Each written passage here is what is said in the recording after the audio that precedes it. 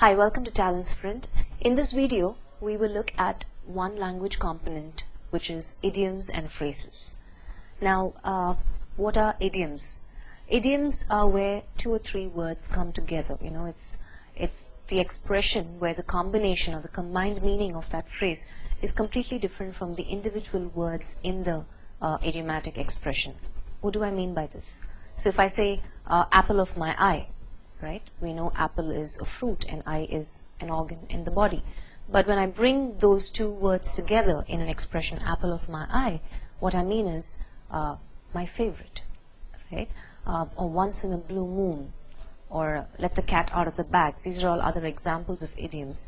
But let's understand idioms in detail by looking at them in context, right?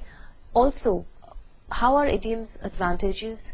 One, it helps us identify certain phrases and understand the meaning in question types like reading comprehension or closed passage or theme detection, and it also helps us answer certain questions, right? So idioms again add richness to the language. You know, it enhances your communication. So it's good to use idioms while you speak and while you write, right? It shows that you have good communication. So let's understand idioms. Let's look at the context that we have in front of us. So the first context that we have is the failure of crops in successive years put the farmer in a tight corner. A tight corner is our highlighted phrase, and that is the idiom. So from the given options, we have to choose which of the options bring in the meaning as a tight corner. Option 1, in a closed room. Option 2, in a small field. Option 3, in a difficult situation. Option 4, in a meadow.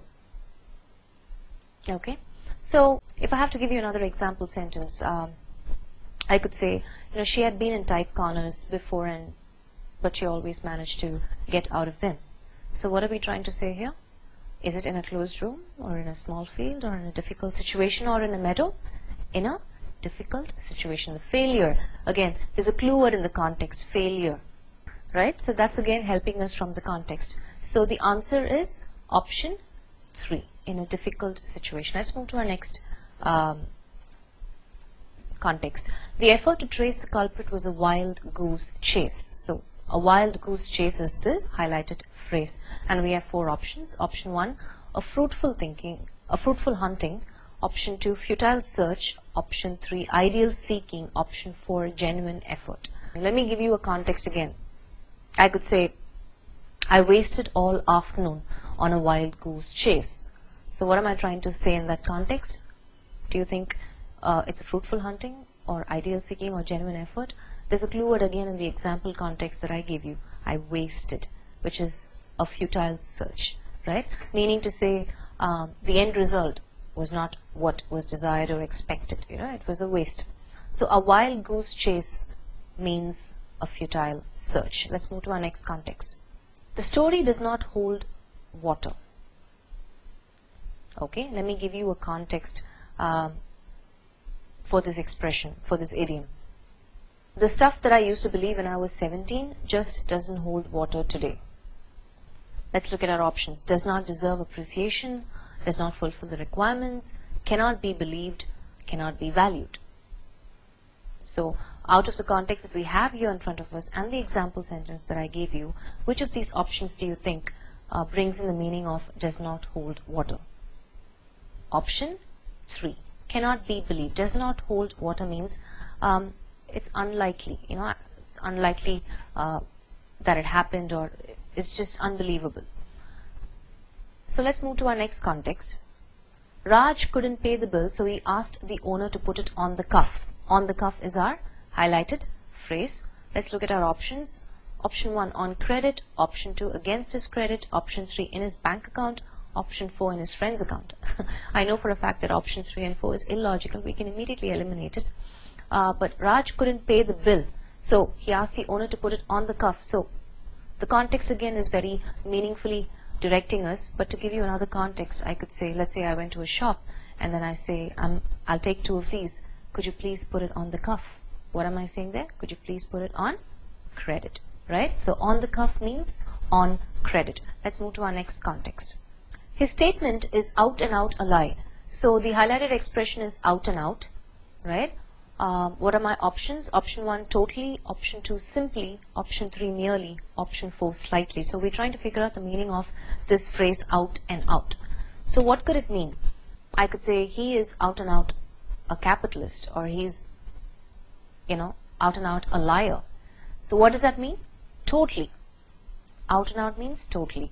Let's move to our next context. The luxury car that they bought turned out to be a white elephant. A white elephant is our highlighted phrase. Option 1, a rare article. Option 2, useful mode of transport. Option 3, costly or troublesome possession. Option 4, a proud possession. Okay, so let me give you another context. When he bought the mansion, he didn't realize it was going to be a white elephant, right? What do you think it means? It's definitely not option 2 from at least the example that I gave you.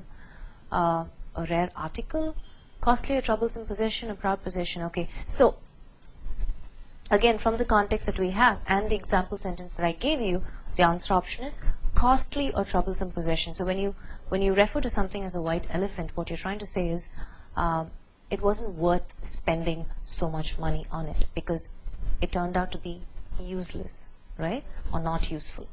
Let's move to our next context.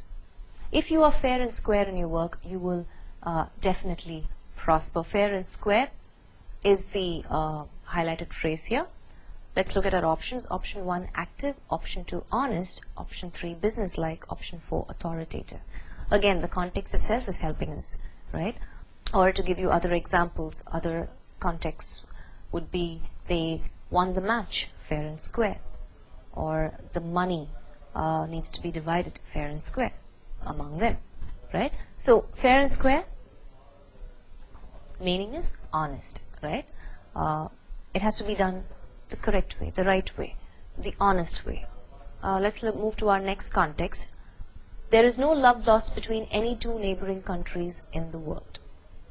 No love lost between is our highlighted phrase. Let's look at our options. Option 1, stop loving.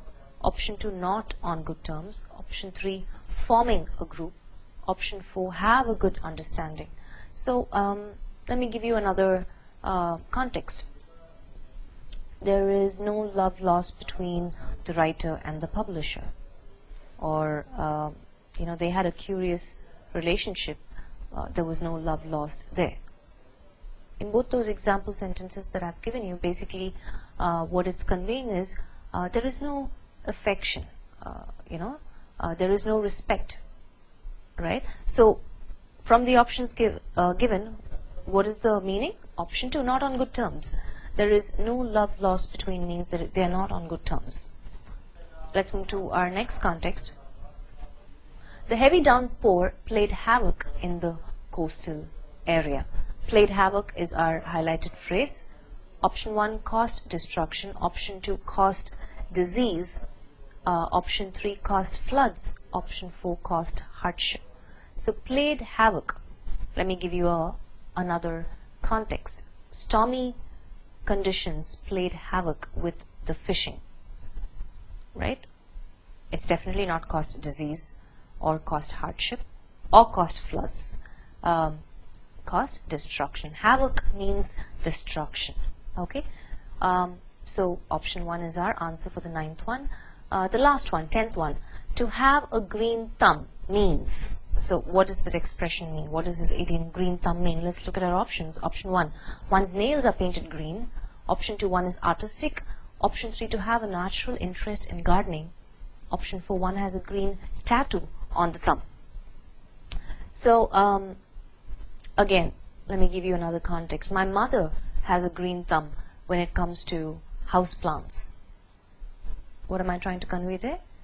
She has a natural interest in gardening, right? So that's what green thumb means. It's option 3.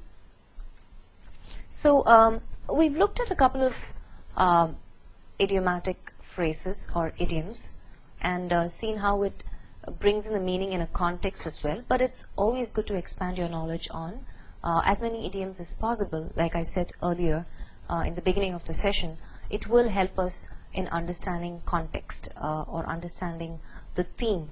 It could be a closed passage, it could be reading comprehension, it could be theme detection. So keep practicing, and I will see you guys on another topic in another session.